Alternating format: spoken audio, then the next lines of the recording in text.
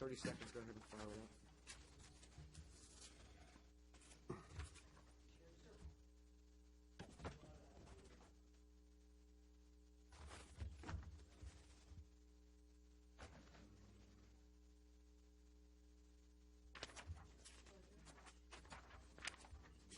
I'm halfway through.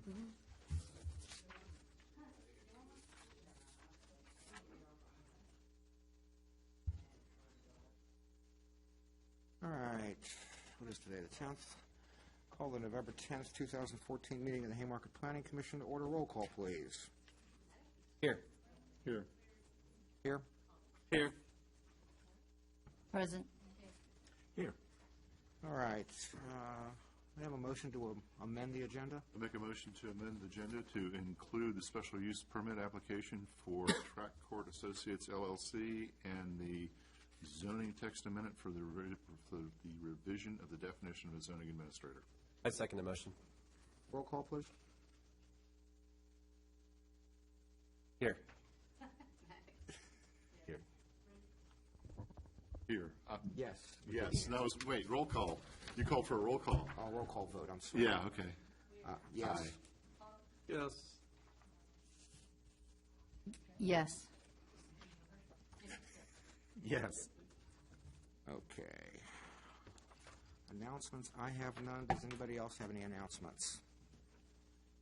Hearing none. Citizens' time. I open the floor to citizens' time. Any citizen who wishes to speak, please come forward. Seeing none, we'll close citizens' time. Minutes. I'll entertain a motion for both sets. I make a motion to approve the minutes for October 14th, 2014, at the 7 o'clock meeting, and the work session held Wednesday, October 22nd, 2014, at 7 o'clock. Is there a second? I second. All in favor? Aye. Aye. Opposed? Hearing none. Passes unanimously. Special use permit application, Mr. Schneider. Hey, Mr. Chairman, I'm sorry, new commissioners, I need that one. get here on time to meet you. Marchant Schneider, I'm the town planner and zoning administrator. The original. I live over in Long Street Commons. Perhaps some would say I made the mistake of coming and speaking in a meeting. And now I'm involved working for the town, so I apologize. I was traveling from Loudoun County. This application came before the commission last month.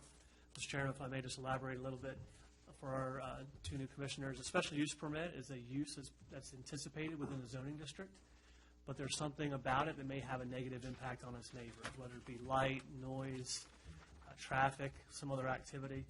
And so we require a special use permit process, which is basically a hearing process where the neighbors and other folks can come out and express their concerns.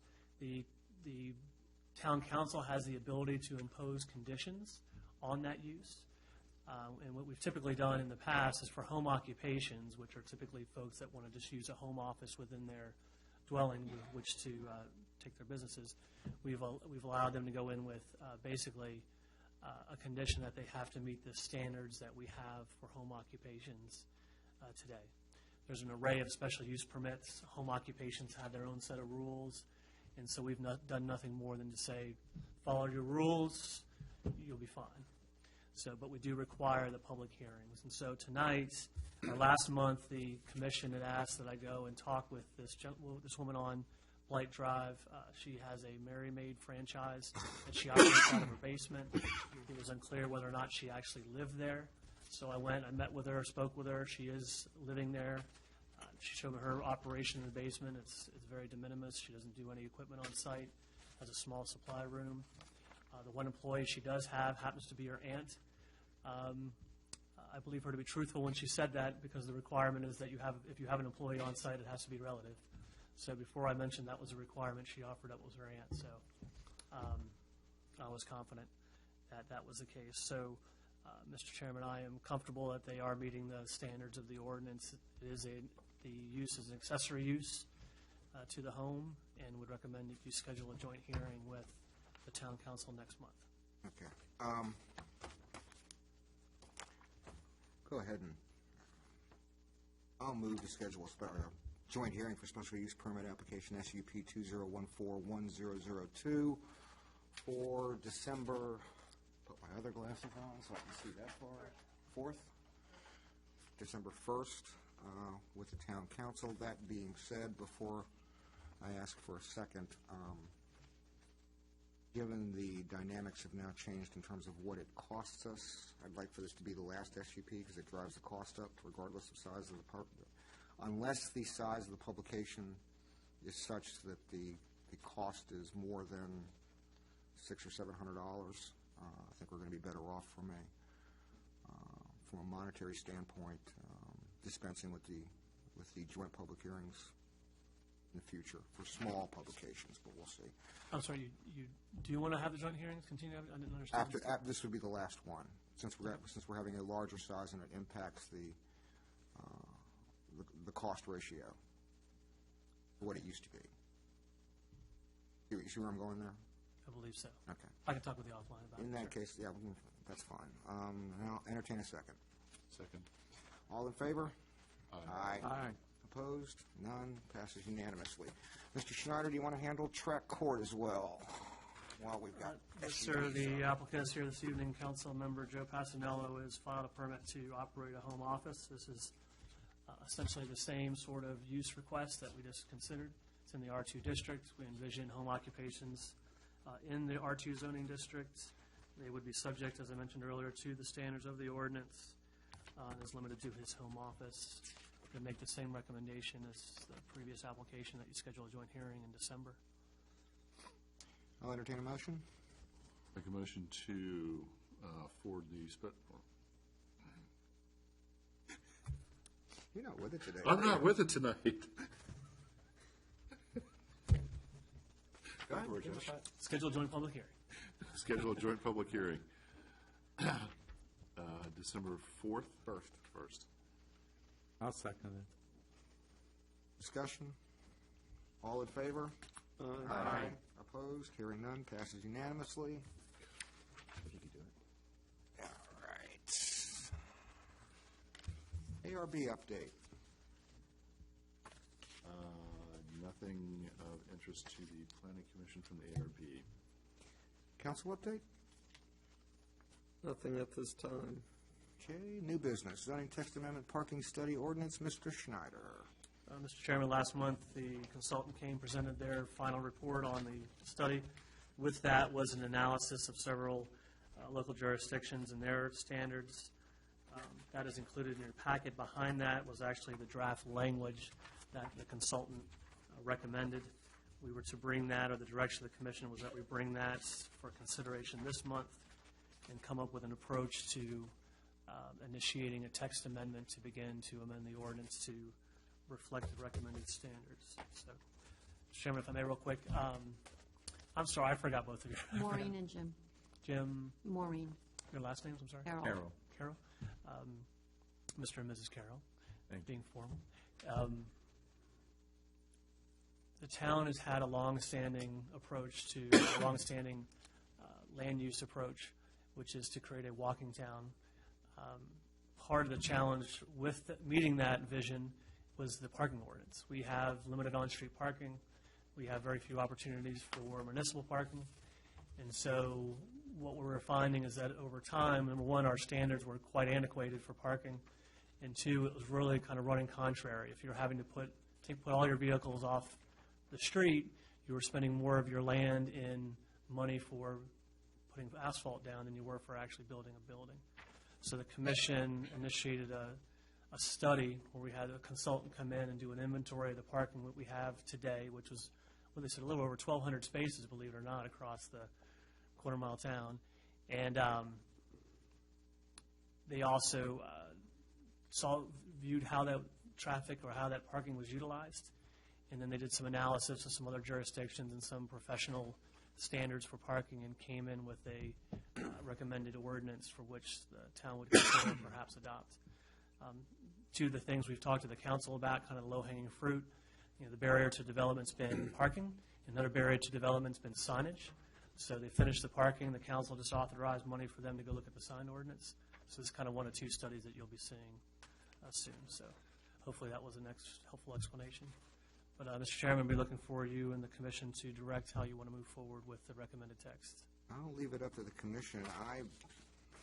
I've gone through it and quite frankly, I would amend it heavily because there's a lot of uses in here that we don't have and in all likelihood never will have. Hospitals. Bowling alleys, et cetera, et cetera. So I'm not one for enacting an overly detailed ordinance that's never going to apply. And I'd like to pare it down considerably. Now, we can either do that, I mean, planning commissions, whatever their sense is, either we can sit here and mark it tonight, or you can strip what you think is unnecessary or leave in what is necessary with an explanation wherein certain uses don't actually occur within the town at present. Okay. Your thoughts? The commission or mine? Yours. Oh, I'm sorry. We could probably schedule a work session one night, sit around and start going through it. I think some of the uses that weren't listed, I think the consultant's view was uses you may want to have that aren't currently listed are better defined. So I would agree we probably want to split the baby, so to speak, go to those that you as a commission would not want to if you were given the option to amend the uses in a particular district or the town. Would want to recommend that those be stricken. And I could certainly go through with fine-tooth comb on mine. I've looked over it several times. I thought it was a good base document. I see shared parking is snuck back in. Well, that was there before. I think the commission's support was for it where the analysis, the detailed engineer analysis was done as part of it. I think there was some general support with that, but you wanted to discuss it further. Yeah, I mean, as long as it's done within the performance standards of something like ULI, I'm not too opposed to it. But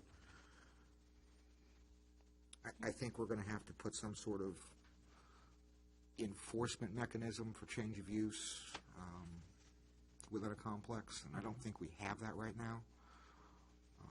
Well, or a review standard, or one of the interesting scenarios I've come across. Well, the parking ordinance was designed to do two things: deal with the new development that we're having. We have, Mr. Mascaro, we have an application to basically raise the entire block across the street and build new structures.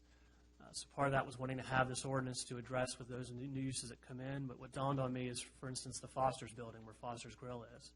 That has a finite, it's a finite parcel. It's a finite number of parking spaces. At what point, if we have uses that go in there, one option is simply deny them to say, well, the restaurant, for instance, couldn't go in there. Or do we want to suggest, okay, if you develop a shared parking analysis with a particular use. But to answer your question, it would be triggered, that analysis would be triggered when they file their zoning permit. As the zoning administrator would have to go back to the original site plan, look what was evaluated as part of that site plan, see if they're underparked, and then either we deny the use or they would have to come up with some sort of a off-site parking or some other option. would a building license application or a business license application necessarily trigger that? A Would an zoning acceptable permit. B1 to B1 use, for example? No, I would look at it, if we're going to adopt, or if the town's going to adopt a revised standard, it wouldn't be the business license, it would be the zoning permit. If it was a like-kind use, B1, like-kind use, B1. That's what I'm concerned use, about, yeah. that would be likely a grandfathered use or a non-conforming use. But if it was one permitted B1 use to another one that has a different standard, then that would be evaluated. And again, if there's not enough parking, our options would be to deny it or allow some sort of analysis. So getting back to the business license, if the business license triggered that level of analysis, then the zoning permit would be required as in conjunction with the business license, and then this review would occur? We've changed the order. Now you have to file your zoning permit before you get a business license. Okay. So we have had some issue where we've had, especially in some of our office buildings that our tenants are moving in and out, and we don't have an accounting of them. So we are starting to look into that, but for the most part, new businesses have to get the permit. Anybody else? Your thoughts? Josh? Yeah, I mean, I could see it as a problem at Foster's because if they were to move and another tenant were to come in and it would occupy at the same time as other occupants in that building, I mean, you're already overflooded as it is. I do support the shared parking for the most part. Like I said, the only few contingencies we'd have to look at is, places like Piedmont Auto and Tire where they do some sort of enforcement on extended stays with vehicles past 5 days where they charge per day, that couldn't be enforceable, or they probably couldn't even enforce that after the fact if they do participate in the shared parking allotment. Yeah, in that situation, self-policing, they actually make money the longer a vehicle stays. But to your point, okay, do they abuse that as a profit center and to conflict with people that are Not trying to say they park there, would, so- but there's the opening right there for potential. Exactly. If the wrong owner were to step in place. Or a vehicle could park there for 3 days and then go to, say, park behind Cupcake Heaven for 3 days, and then push your car back over to Piedmont because it's downhill.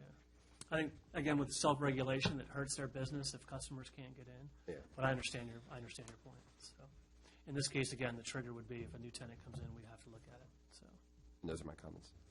Ralph? We've got a fair amount of turnover in some of that square footage in there, in town in general. I also have concerns about the shared parking. I don't know that there's a good way around it, given what we have, and the lack of parking. And the only new thing that's coming in now, I keep forgetting the name of what they want to do over there. I think they want to call it Haymarket. Yeah. There's so many Haymarkets, Haymarket Center, Haymarket Landing, Haymarket. The Haymarket store. Right, It escapes me. I call it the Payne Lane Project, but That works too, yeah, the Payne Lane project. I think it's Haymarket Center, I believe. That parcel across the street. That works too. And by any other name. Well, even with that, once those buildings are built, again, it's a finite, at some point, the town's going to be built out, and that's what I said, I was thinking through this when I was driving down here. It's at what point that we reach our potential, and there's really nowhere else to go. How are we going to deal with these tenants that want to come in and turn over, be business-friendly, so to speak, but at the same time not creates an issue like we have at some of the restaurants downtown where they're parking all over the place. Right. So that's my concern is the turnover, and typically what we have had moved in, shared parking works best if you have different types of businesses. Like a theater that's going to be busy in the evening and a business, that's going to be busy during the day, shared parking works great.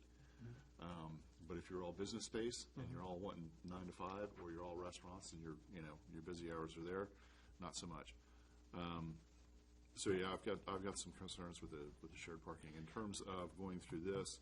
I'd rather not mark this up tonight, particularly in deference. I'm guessing you guys have not even seen this before.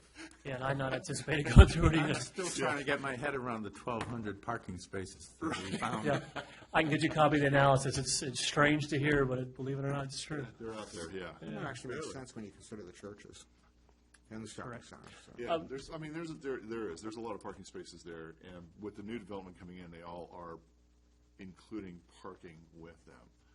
It's not necessarily used efficiently, but it's out there. Yeah, the higher users in that survey typically were the least parked, so that's where it wasn't being utilized, correct? But we currently do have shared parking, correct? No, ma'am, we used to have an ordinance that allowed for that. It was removed at one point, so this is it's refined that approach, and it's proposed to be put back in the ordinance. Commissioner Ring, it just dawned on me, in Loudoun County, if you want to do a parking reduction, or if you want to do a shared parking, you have to file a special use permit. So maybe that's something I could look at. What that allows you to do is similar to the SUPs. It's a public hearing process. The commission, the council vet it. Right. That may be one option with which to. Or overhead for the business center. I know that it's a bureaucracy, but that allows some oversight.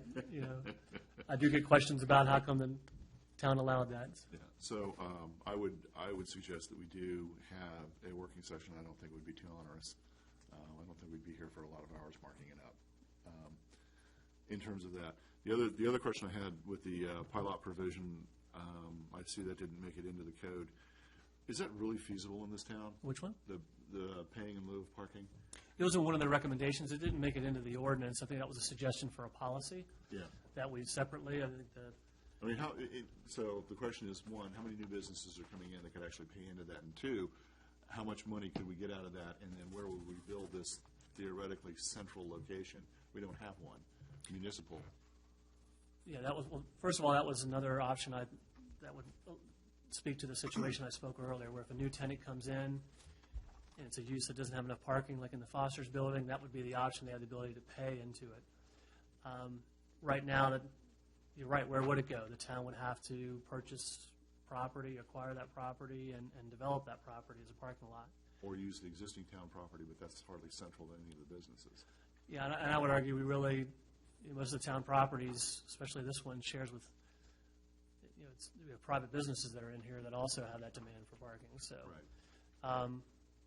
That suggestion as part of the study was be a policy that we would bring to the commission and to the council, whether or not they want to adopt that. Also, the next time you look at your capital improvements program, if that's something that the council wants to, maybe not a short term, but maybe a long term. The other option too is when we're looking at the comprehensive plan in our transportation section, do we want to develop some language about developing an in-lieu parking policy so you have a basis with which to put it in your CIP. So, but you're right, you would want to have a goal for that money. You don't want people just paying into a kitty and not have it And not do anything. and not do anything with it. So I would agree, yeah, you would want to have a policy and an escrow and a whole plan in place, what it's going toward versus just a kind of a, Right. yeah, it'll happen here somewhere kind of thing. Or mostly not. If you don't have a plan, it won't, yeah. Goal without a plan is just a wish, right? So, And collecting money from the businesses. So, okay. Correct. That was, I had some concerns about that, and that's very similar opinion, so. Continue around? I think shared use makes sense, provided that, we go through this, and I'm looking through these parking things. I don't foresee us ever building a hospital in the town or some of these other items. I think it would be wise, especially with two new members, to table this and do a work session where we can all go through it, take it home, digest it, get some input. On anything new that's being built, how many parking spaces do you anticipate once we develop this, whatever you call it, center property? How many parking spaces, Marshawn, total are we looking at in the town? on this property, I'm talking just across the town. kind of what's being proposed throughout the town. Like the fairgrounds property, this property up here next to the veterinarian. I mean, The you have vet- any the, number in mind? We did get the rezoning in, I was going to cover that later. We did get the rezoning in for the fairgrounds, and that's over 120 spaces. So I would probably say, with all the build-out that's left, we're probably looking at an additional capacity of about 700 to 800 spaces with all those projects. The Payne Lane project across the way is 122 spaces that they're proposing as part of that. So, And really, the pinch points are Giuseppe's, Foster's, kind of this end down here, correct? correct. Some of Piedmont Tire and Auto. Right, I know. I went in there the other day and drove around 3 times to get a car inspected till somebody moved. So you really have 3 businesses that are kind of driving this, correct? Correct. It just becomes, the point that it's all privately held, Right. where people want to come in and park one place. They want to be able to, makes sense to have some sort of public venue or opportunity. Right. Because those people that hold that hold private property have the ability to exclude folks. Correct. So, yeah, I'm holding all the parking. I'm either going to not let you park there, or I'm going to charge you a fee, or I don't want to do a shared parking thing. So, Well, I do think this is a huge deal, because if we're going to truly be a walking town, there has to be some place for people to park their vehicle and actually walk the town. exactly. So, I understand what you're saying. Real quick, if I may ask, which list are you guys looking at? Because the recommended list that I'm looking at doesn't have a hospital on it. So, I didn't notice hospital, I noticed. Yeah, I'm looking on page 20. It says, this is probably a moot point, but it's listed 1 per 2 beds plus 1 per staff and other employee for largest shift. Okay. It's the second. This was I'm sorry, Mr. Connell, I should have pointed that out. This was their analysis or the comparison that they did. If you go to page 27. 26 is the start of their actual recommended text. I'm sorry, I should have specified that. There's 3 documents in there. There was kind of their cover memo, a comparison, just to give you an idea of who they compared us to, and then the actual language. You see it strike through, and then it has the tables. So the only really hospital use they had was a medical office, and that's on page 28. So, Which I could see us having medical, I could see a lot of that happening with this hospital getting totally built out. That would be make nice. sense. so Mr. Chairman, yes, I would appreciate an opportunity where we could separately sit down and just dedicate your time to this, and then out of that, maybe come up with a recommendation, send it to hearing. We'll continue around. I definitely need time to read this, to think about it, to talk to people about it. I certainly wouldn't make any. I second. I'll also get you the study from which this was based, so. What are we looking like on our December schedule? We're not going to get any of those rezonings in for review by then. No, sir. So we're going to have a rather limited schedule, Correct. limited agenda. Tell you what, why don't you and I sit down between now and December 8th, Okay, work through it, and we'll just do the work session at the next, okay. schedule that, we'll do that work session as part of the next planning commission Come do a meeting. first brush and then bring it back for everyone else to take a look. Okay. It may be to the point where we can just go straight to public hearing at that point in time and authorize the public hearing. Okay. Is that acceptable, everybody? Yes. I think so. So done. Let's go ahead and handle the zoning text amendment revising the definition of zoning administrator. Mr. Schneider. Is there an explanation? So, for the longest time, the town dealt with its limited resources, and one way to do that was to have the council operate as the zoning administrator, where they had the authority to approve permits, review site plans, and the like. I was appointed in my capacity as that, but it's come into some problems sometimes.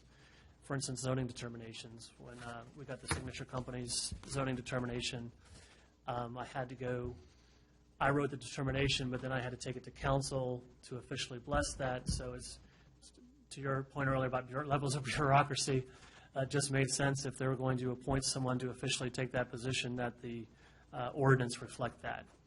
So this is simply an amendment to the definition held within the zoning ordinance, which refers to the administrator not as the town council, but a person appointed by the town manager to enforce the ordinances of the town.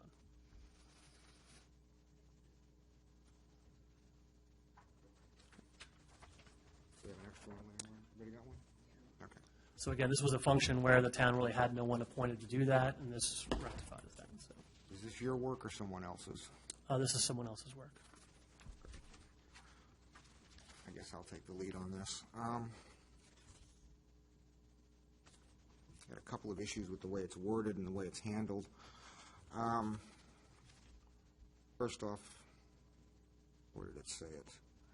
Now therefore be ordained by the Town Council, Town of Haymarket meeting, blah, blah, blah, that this definition of administrator and no other portions of Town Code Section 58-1 is modified as follows. The typical piecemeal approach this town takes. You can't just amend the definition of administrator because it doesn't, there's no consistency through the code. Sometimes it's administrator, sometimes it's zoning administrator, sometimes it's zoning officer. Yes, the phrase So- interchanges throughout. Yes, so rather than, and we have no definition of zoning administrator and no definition of zoning officer. So if we're going to do this, as I'm prone to wanting done, I want a whole cleanup. I want the code cleaned up from A to Z, so that I agree. everything is compatible. So if we're going to do this, I want to go ahead and, fix everything. And it's not just the zoning, it's not just the zoning ordinance. I believe it also comes in with the subdivision ordinance. So if we're going to do it, let's clean it up and do it right. Okay, I agree. This was done on my behalf, and we can carry it forward and get it done. That's my initial take on it. We'll go around again. Josh? I agree with that take, as long as it matches from A to Z, and all meets up to spec, we should be fine. Ralph? consistency is important, particularly in documentation. So absolutely, I agree with that.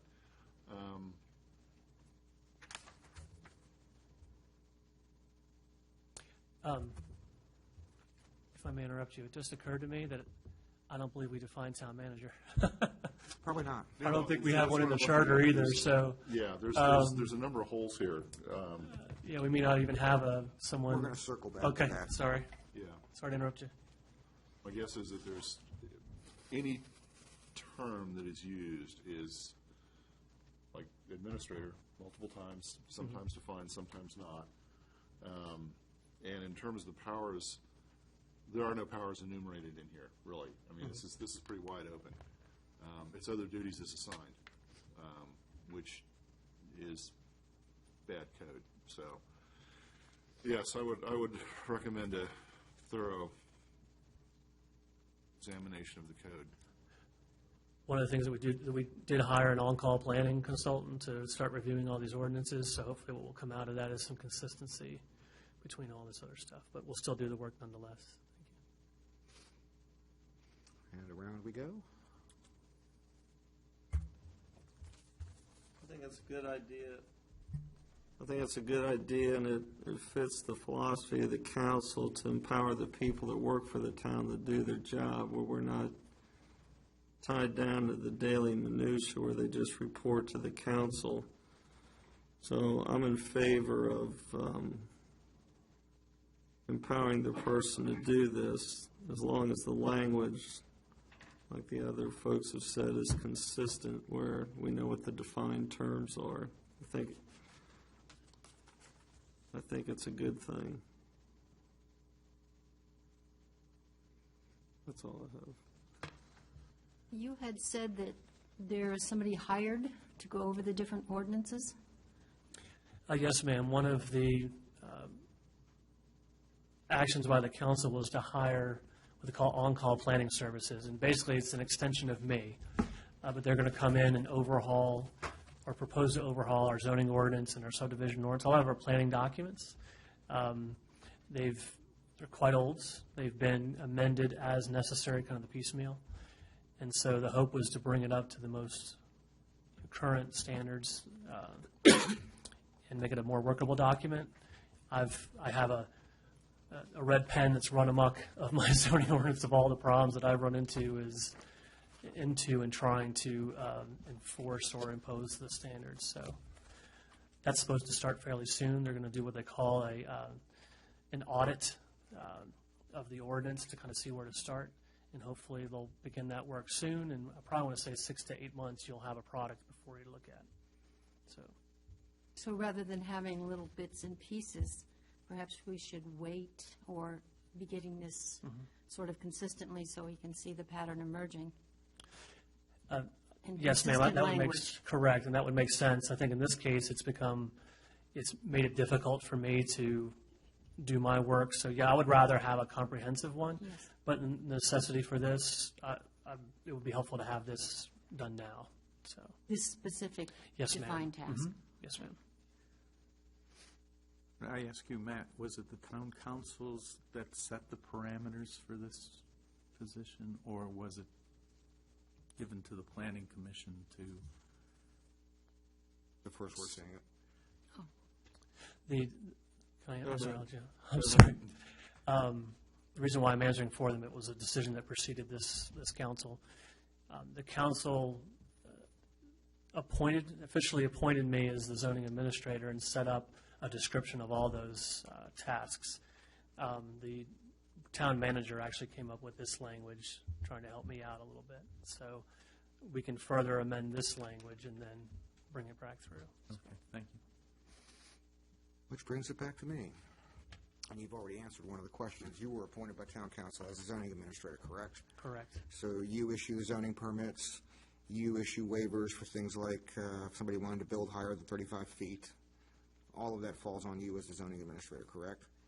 Correct. And you are appointed by council and responsible unto council, correct?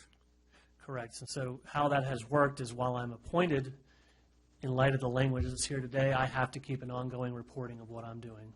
I'm not quite autonomous. But yes, and how you describe it, were you to amend the ordinance, I would have that discretion, yes, sir. As that is with any zoning administrator in any jurisdiction. The zoning administrator for Prince William County reports to the Prince William County Board and issues a report, so. I don't have a problem memorializing this in code. Would probably make sense. But I have a problem personally with installing a second step of bureaucracy. I think ultimately,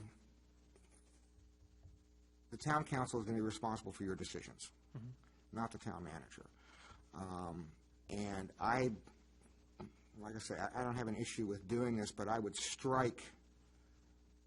I would have it written, administrator "the" means the person appointed by the town council to administer and enforce the chapter. That way you keep your powers in order, and there's not an intermediate step. And then I would just leave it at that, because as a town of 1,500 people, I don't think we need a deputy and assistant zoning administrators. With other duties as assigned. And with other duties as assigned. I mean, your duties are set forth within the code already, in each section of the ordinance. There's no comprehensive, go to page 72 and see the list of duties, but they're all listed individually. That way everything ties back to the town council as it should, and you don't have a fall guy in the form of either the zoning administrator or the town council. Makes sense. I mean, that's going to be my initial thing. Now, the problem that we're running into is the statutory requirements to deal with this since it's been handed down to us. So we're already late. Is that my understanding? There's been a delay in getting this to us? There was, and I accept the blame from that. The council sent it to work to the commission, but you're, as a council-initiated text amendment, you're under no obligation to act. It's at the discretion of the council. Council didn't give any discretion, give any direction when they wanted it back, but you're under no statutory requirement There to was a act. statutory trigger on that? For rezonings, yeah. Just for the rezoning, not for the code, not for the ZTA? No, sir. All right. I'll research that some more. I think there's some situations where once you make a recommendation, the council has to act on it. But in this case, I thought we had 120 days. at a I minimum. could be wrong. Yeah. In this case, because I'll look for it, I'll research it for you, but I'm fairly confident that, given the fact that the council initiated, they're not required to act on it. Right, I think that's specifically applicants, which the council is Correct. not. I think And that's because an applicant wants a reasonable timeline with which to get a decision, so they don't delay unnecessarily. I thought once they initiated, we had 120 days. I will Let me double-check for you. I will double-check the state Okay. code on that. And when was this initiated? I want to say 2 months ago. Great. Well, no, it wasn't initiated. It was sent to you. It was actually, I'm sorry, it was initiated It was and then referred to initiated. the commission. So, let me get back to you on that. I understand your question, and let me know. I'll let you know. Aside from having the extra help, 2.2. Yes, ma'am. what would be the other argument for keeping that language? I'm just playing devil's advocate here. It's a practical purpose. Do you want this is unusual to Haymarket. Do you want elected officials enforcing the code? You would want someone that's impartial and independent of your political body to make those decisions. I think Haymarket had it simply because it had limited resources with which to hire someone to do it independently. So.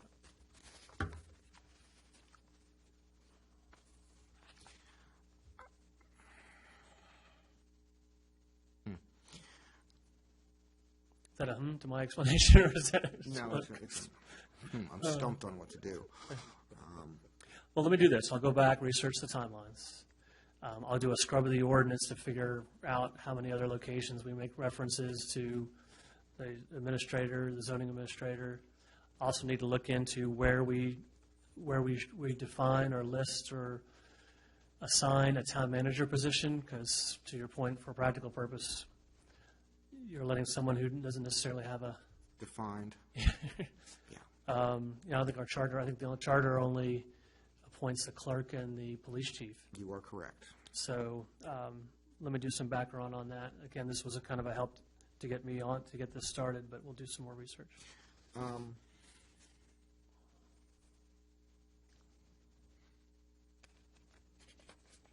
I hate not being in concordance with the statute, and I'm pretty sure I'm right. Okay.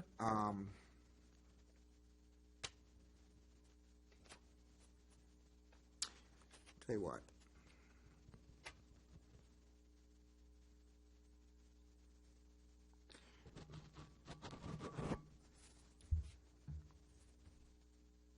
We could, I suppose, send this text amendment back with a recommendation, negative recommendation, and initiate a rewrite of our own, correct? Or do we have to have the public hearing for that? We'd have to have a Yeah, public if they've hearing. initiated, you'd have to hold your hearing, make your recommendation, and send it back, but. And we have to have the public hearing next month in order to make the timelines. Great.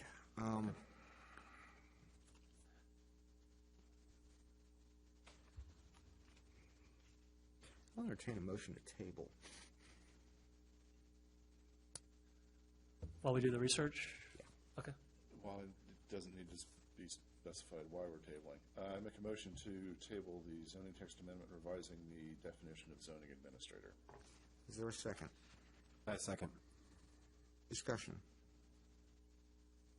Is there any time limit to tabling this? Because obviously there's some need for you having this defined.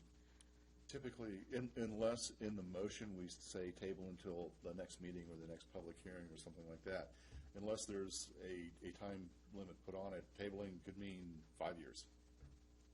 And that's a problem if we need this defined. I mean, I'm not opposed to tabling, but can we put a time limit on tabling? Or is that not I have no objection. allowed? Oh, you can. You can table it to a date certain. Yeah, give us one meeting. When's the next meeting? December The 8th. 8th. The 8th? You give us 30 days. In that case, just defer it to the 8th. Either way, doesn't make a whole lot of difference to me. I mean, are you comfortable with? Yeah, I'm sorry Yeah, to it's just interrupt not your a big motion. deal. Yeah, Yeah. I appreciate you, yes, I want to get this taken care of, but a month to get it done right, we can handle that. That'll be fine. Would you care to amend your motion? Did we get a second on my motion? Yes, you did. And we need to amend it. Like to amend the motion to table to a date certain of December 8th. Yes. I believe so. I second the amended motion. All right. Any further discussion? Roll call, please. Aye. Aye. Aye. Yes. Yes. Yes. All right. The town planner report. Okay, I spilled the beans on some of the other stuff too, so. Quick development update, kind of going west to east. I believe I mentioned to you last month, the Chick-fil-A special use permit was being processed. We kind of hit a snafu with regards to transportation improvements. If you can visualize the site, you have an entrance by the CVS to the Coral site, where CVS and Fauquier Bank is currently located, and then you have a second entrance further east into the site. The Route 15 improvements are going to create a median or construct a median along Washington Street, which will turn that entrance by CVS into what we call a right-in, right-out. You'll no longer be able to cross traffic to go eastbound. You'll be able to go right in, right out. What that does is push a lot of the site's traffic through that second entrance. And VDOT's concern was the daily trips you're already generating, plus the traffic generated by a fast food restaurant is going to create a traffic issue that's there. So one of the options is for the applicant to go back and look on how they configure the building on the site. So right today, I've been more or less told that the project is tabled, to use the term, indefinitely until they decide how they want to handle that. So we've done about 3/4 of work. The architecture has been done. We've been processing the SUP permit. The site plans have been under review. So it's unfortunate, but that's kind of where we are on that one. Let me, if I understand this correctly, because of VDOT's planned traffic movements that we didn't like, Saying the traffic, our development strategy is now adversely impacted, potentially? well, you got to remember what the goal of the VDOT's improvements are. to change ours from the start. Yeah, it's the uses that are there. I mean, it's, Yeah. I hate to say it is what it is, but you're having to serve many masters with many of the projects that are in there. Is there enough room for signalization? That was brought up as an option. It was considered, it was unclear whether or not it was too close to the intersection. Close. You can only have traffic lights so close to each other. And there was that question, and the burden in that case would likely fall to Chick-fil-A. And I believe Chick-fil-A was willing to put the cost. Those range from anywhere from $275,000 to over $300,000 for a signal. And then Plus it the became, warrant study. and then the question is, what do you really get with that? There's always a traffic circle option. Okay. I was about to say, I sensed There was a one parking coming. study last month that had a traffic circle there, and there were some comments about the traffic circle. But that's kind of where we are. And I think there were some contractual issues. I'm probably saying more than I should, but the folks that own the property versus Chick-fil-A, I think there were some timelines that they had to meet. And again, it was just decided to go ahead and table it indefinitely until one part or the other comes back with it. Sheets across the street. Sheets has turned in a special use permit to basically tear down the facility and rebuild it entirely. Apparently, their work volume has gotten the better of them, so I have not heard back from them. They did replace it. You may have noticed they replaced the canopies. They usually get approval to do that. But last time I spoke with the Sheets representative, probably says it'll be another month or two before we hear back from them. I've not heard anything from McDonald's. They had wanted to do their second drive-through lane. That's been quiet. We did get the Signature Company's site plan in. That's for their Sportsplex use. We're Jumpin' Jimmy's and Next Level Fitness. They did the enclosure on the back of that building. We're wrapping up our final review of those plans, so hopefully that'll probably be the first one that'll hit you coming in. Estimate on timeline on that? What's that? Estimated timeline on that? If not December, you're going to have it in January. We did get the rezoning in for the fairgrounds property. It is wishing to divide the property basically in half and rezone the back portion to R2 and develop, and the number's escaping me, but it's upwards of 150 or so townhomes. That has a year timeline with which to process the application and get a vote by the council. I'm working with the county and also the town attorney to develop an approach on how we process that. For instance, schools. Would we send sending a package, copy of the package to schools and have them take a look and do their thing on student generation and the like. Also, I talked to Chris Price, the director of planning. He's agreed, if we send in the materials, to have his transportation folks take a look and provide some comments. Those would be in addition to Holly, our engineer, as well. And the idea, I see your facial expression there, Mr. Chairman. The idea was to hopefully get some larger analysis of how that project will behave with the larger transportation system. So coming up with a timeline and kind of a process on how we want to do it. I'm likely to accept that application this week, where I'll send a letter to the owner and say this is how we're going to process it. They've shown a concept for how they want to develop a commercial on the front half, but they're not, at this time, they haven't submitted a proffer statement, and they had said previously they would likely build the residential first and bring the commercial in later. The plan right now has that as planned interchange park, which doesn't envision residential there. So you'll have a lot to consider when this comes before you. It will require a comprehensive plan amendment to go with it. There we go. And that's what I was looking for. Is there a comp plan amendment being done conjunctively with the rezoning application? Correct. There is one. Mm-hmm. Okay. So And where do we stand on revised proffers? revised proffer policies. Yeah. The town attorney has done set up the framework based on the recent federal decisions that have been made. Yeah. And then they've tasked me with looking at some of the Prince William fees, and hope to bring a policy to you before, obviously, the rezoning gets to you. But We're working on it. Long way of saying we're working on it. From a current policy standpoint, what our written monetary guidelines say? They established, I want to say, a per-unit contribution of around $12,000, and it's based on the annual CIP. It's supposed to be updated annually based on the CIP. Now, the question is more, is there a mechanism within the guidelines to institute the higher proffer amounts if something's in the pipeline? I understand what you're saying. Are they grandfathered in the adopted policies?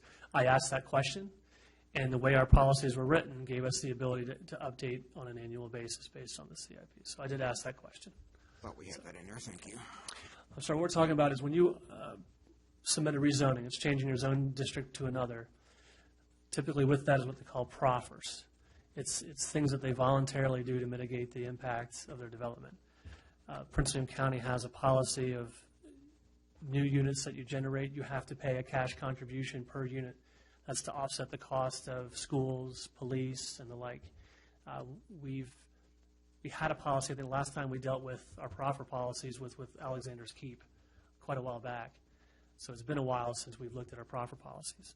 Robinson's Paradise, north of town on the east side or west side of Old Carolina on Robinson's Lane, they want to go to, they're doing a rezoning as well. That's been stalled. But we're having to update the policies for them as well. So anyway, it's probably going to be 6 to 8 months before that application gets to you. Okay. Ice rink, the second sheet of ice, I did get their revised plans. I'm sure most of you are familiar with the Iceflex we have. They filed for a permit to put a second rink in the back. And they ran into some issues with the new DEQ regulations and stormwater. So, Shocking. exactly. So there's still some confusion on how to implement that, especially since our town of our size, we defer to DEQ. DEQ is having to address how they receive applications from small towns. So, what else is going on? Payne Lane came in across the street. It is somewhat different than the concept that they presented to the ARB. I'll providing them comments. It's a preliminary site plan. I'm due comments to them in December. So, Strictly a general development plan at this point in time? correct. More or less? Yeah, it's 30,000 square feet, 2-floor buildings, both on Fayette, Washington Street, and Old Carolina. So, haven't heard much from the firehouse owners. Did have some discussions with the Pardos that own some of the houses, the Madison Street shops, across from BB&T, and then the blue house behind it has become quite noticeable since the streetscape improvements have been completed. So, quite a lot of activity going on. So, hopefully that's interesting to you. Sorry for the long explanation. Anybody have any questions? I do. Sure. On this Chick-fil-A project, I mean, in reality, what's the chance of that going forward until the town figures out what it wants to do with the fairground property? Because it seems like the traffic, you're kind of bottlenecking there because they're right next to each other. I mean, what's your thought on that? I mean, you say the Chick-fil-A's been tabled indefinitely. The fairground, they're looking at commercial in the front, 150 townhomes possibly in the back. You got the median there across from Fauquier Bank, CVS, that's going to right in, right out. I mean, in reality, Chick-fil-A 2 years down the road, 3 years down the road, never down the road. You know what I'm saying with the I understand what you're saying. So both the Coral site plan, which encompasses all those Right, properties, I know. and the fairgrounds, Right. they show an interparcel access at the rear of the property. So there are some opportunities to, what they call, do some trip reduction, keep folks that want to travel between from having to go out on Washington Street. So, if that project moves forward and the fairgrounds comes out of the ground fairly quickly, then that might be an opportunity for them to redistribute some of their trips, and they might be fine. But that's the premise of that is based on how quickly the fairgrounds. Are you talking about shared access to the residential back end and to the other property? Correct. And there's kind of a main entrance that wants to go into the fairgrounds. why not focus on most of the volume of traffic? If you have to do a light or what have you, that's farther back from the intersection. I think that's where you're going. Right. There's some opportunities to redistribute trips through the fairgrounds to come out on Washington Street versus folks trying to come out so close to 15.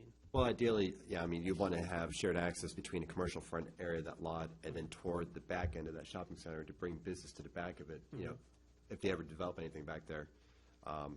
I think anything in the back in the residential area would be just stupid because residents would argue right away. No, with this is traffic. commercial to commercial. Yeah. If you drive out there today, next time you drive by, look at where the sidewalk ends.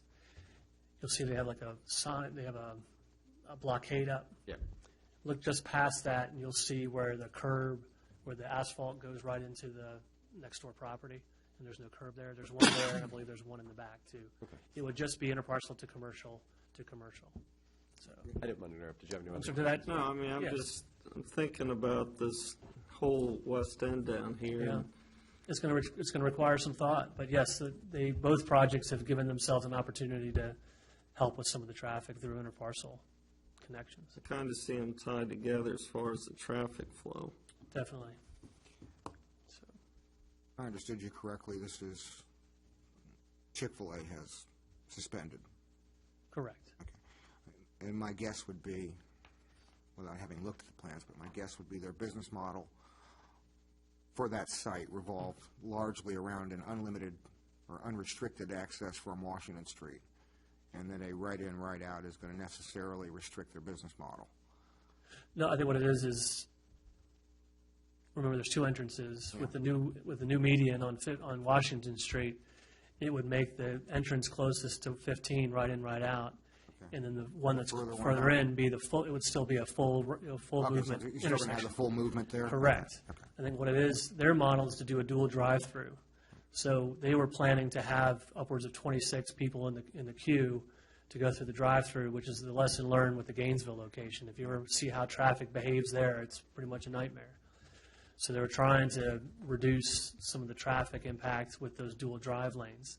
Okay, I see where the So, problem is now. so it's all that traffic wanting to go eastbound on And 55. how do you get it from the drive-through window to the, okay. Yeah, and then how do you blend that with everyone leaving Fauquier Bank, CVS, and then the pad site? Remember, there's a pad site in the back, about 11,000 square feet. How does, at the build-out, how does all that traffic behave? And what VDOT's saying, you're likely to have a quagmire at the entrance to 55. So, And from the access areas of each individual pad site and parking lot. exactly, it's the traffic from the restaurant, and then it's the traffic If you're ever on in the a site. short pump, it's like driving through short pump. So, you also have some of the issues with McDonald's traffic backing up onto, All right, yeah, it's exactly like short pump. All right, anything else? A couple more questions. Sure. Regarding Sheets, are they going to stay open throughout the entire tear down and rebuild? I hear that a lot. Do we have confirmation on that, or is that just a wild guess? Yes, they will have the pumps open. At its worst, it may be just self-serve, where you won't, just come in and do that. They won't have a station or someone to go inside and buy from. Yeah, I But mean, their intent is to keep them there's a good amount of revenue coming from that store, so yeah. obviously it's going to impact. Exactly. Last time I spoke with the engineer, they actually want to build the way they reconfigure the lot, they could build a new building behind the existing one and have them basically have the old building stay open. And then they're consolidating the canopies. So right now they kind of have the two canopies at an angle to each other. Yeah. And consolidate under one. So I think they said the worst it would be, other than, they'll keep it open, you might have to do self-serve, and they said probably 2 to 3 weeks. Once they pull the tanks, reconfigure the tanks, re-put in, it's probably about 2 to 3 weeks to do the switch over. And then, as far as the second question, with the Fairgrounds project, they obviously wanted to build the residential area first. Correct.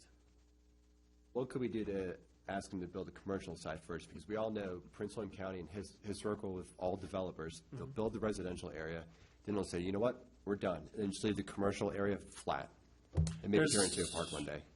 You look at the triggers, Yeah. phasing, development plans. Phasing. So, So, I mean, is there any way we can amend it so they would be forced to at least develop partial commercial while they do the residential, just so there's a foot in to fulfilling their obligation?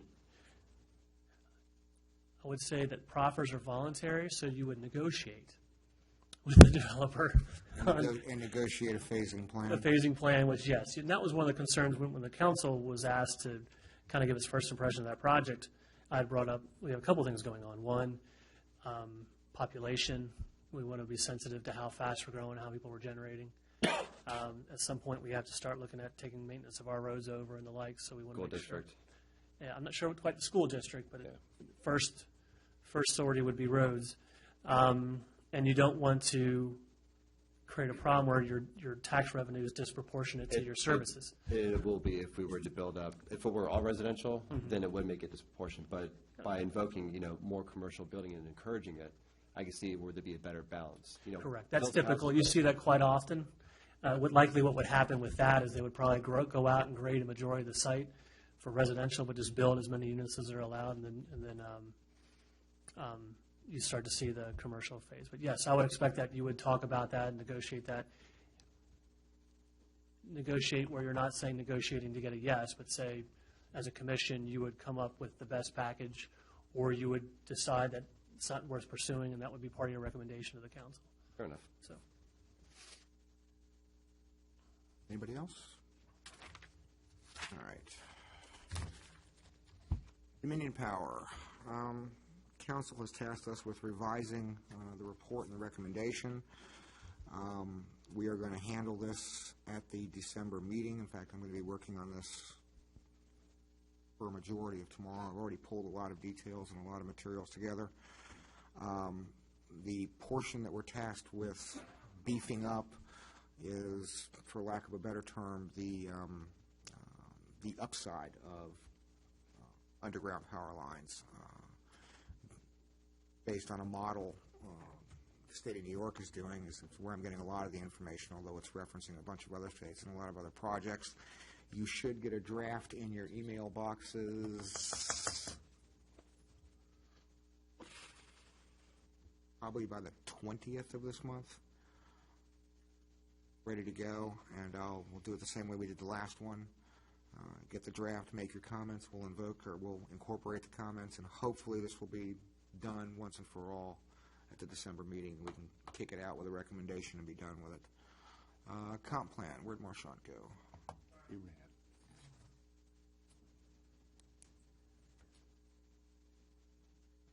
Comp plan. last time we had talked about just tabling it while you were vetting your Yeah, well, discussion. and we're still going to have to do that, but I'm curious. Do we have anything in writing from VDOT on the issues with the planned interchange park? Do we have an analysis from them? Are we going to have to revisit that potential land use because of the required changes in the medians on 55 and the access ways? I don't know that VDOT, I would hope in their traffic impact analysis, they would have done a traffic generation based on the commercial zoning of the property. I don't know that they did that. I'd have to ask Holly. Make sense what I'm saying? Yeah, we do, but we do have their movements, right? Correct. So, All right. I guess we'll deal with it when we get to it.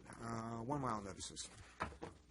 John Marshall Commons, this was the planned development east of town. I'm sorry.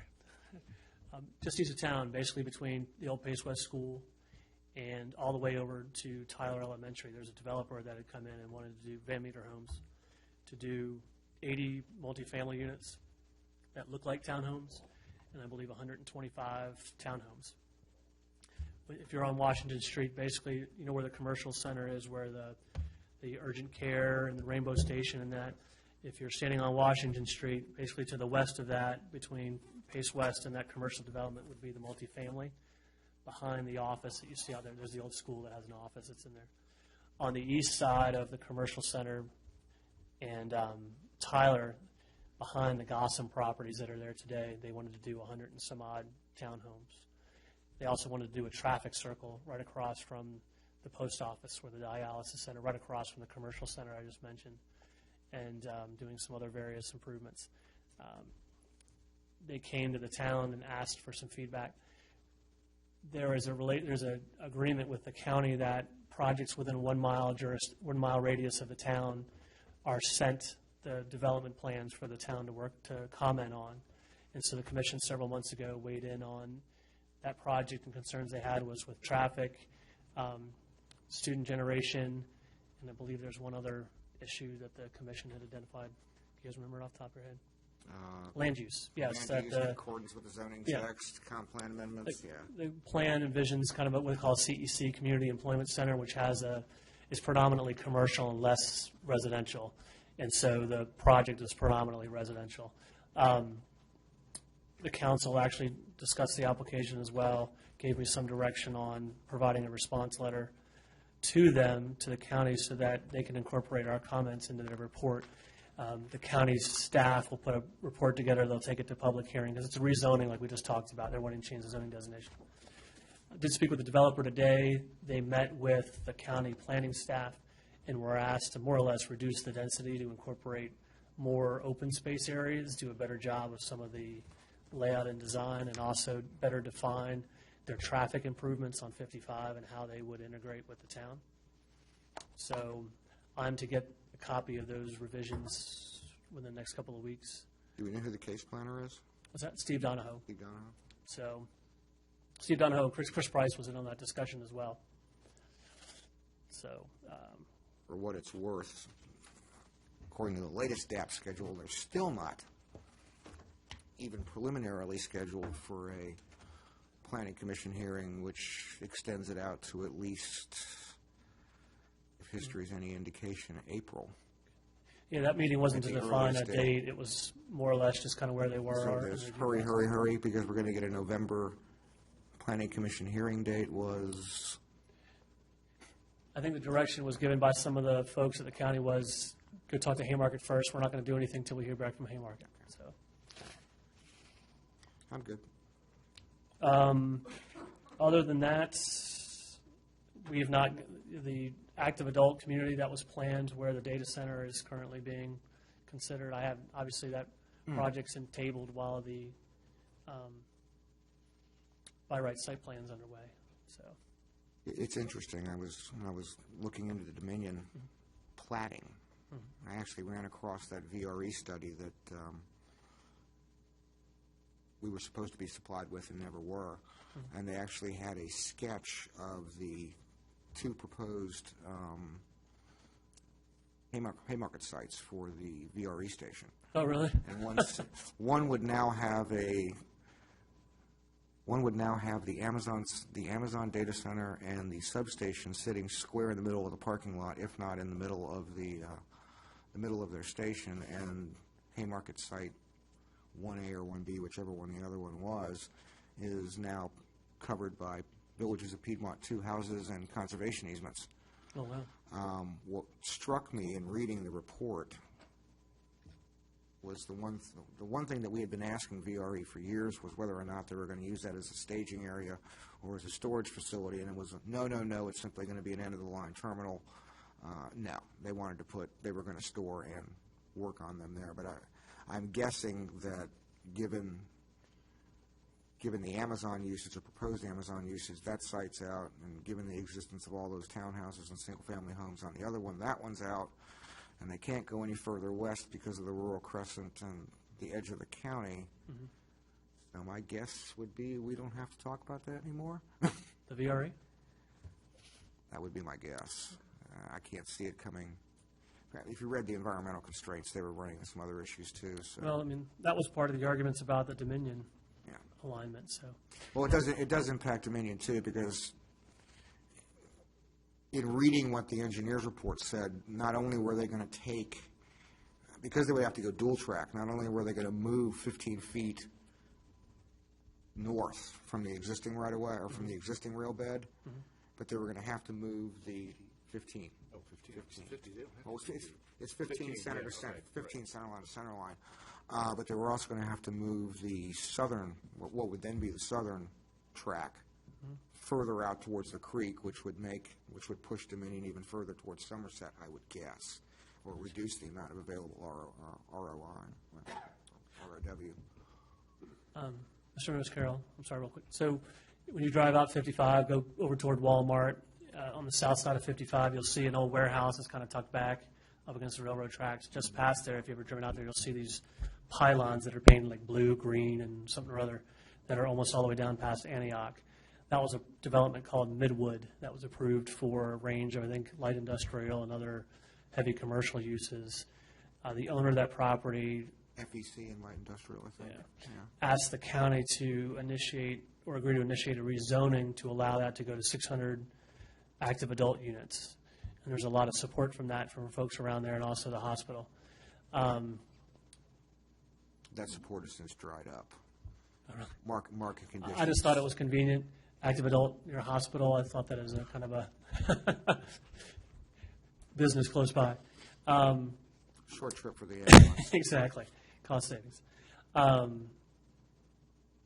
The board never acted on that rezoning application. What's come instead is what we're referring to as site plans that were submitted for a data center. And a lot of the Dominion discussion has been based around the plans that have been submitted. And I think it was 500,000 square feet of data center. 491,849. Right. So, yeah, again, that's been, I think there's been no action on that or movement on the rezoning for the active adult. You've seen a lot of the trees coming down on 15 South for Villages of Piedmont. Yeah. That's the second, they're going to build the second half of the Route 15. Route 15 is programmed to be a four-lane divided road. And they were proffered to build that separate section of road in their turn lanes before they got a lot of their density that they wanted. So a lot of trees have come down, but they're still beyond the edge of trees now. They still have to have 100 feet. So you won't see any houses closer to the road than 100 feet down in that area. So I've gotten a lot of questions about that development as well. Most of the interchange improvements down this way have been wrapping up, so hopefully fairly soon, within a year or so, that whole quagmire down at 29 Linton Hall will be done. So. Anything else? Anybody? I'll entertain a motion. Motion to adjourn. Second. All in favor? Aye. Opposed? None? Unanimous. When do you want to do the parking ordinance?